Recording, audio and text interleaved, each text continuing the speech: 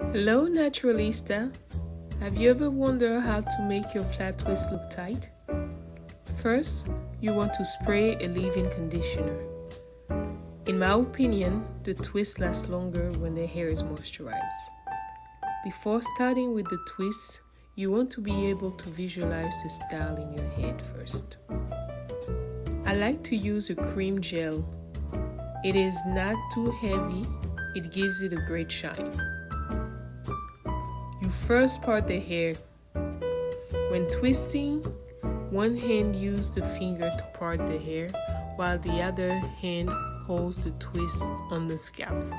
You will twist one over the other hand. To create a tighter look, roll the hair with some rods before going under the dryer.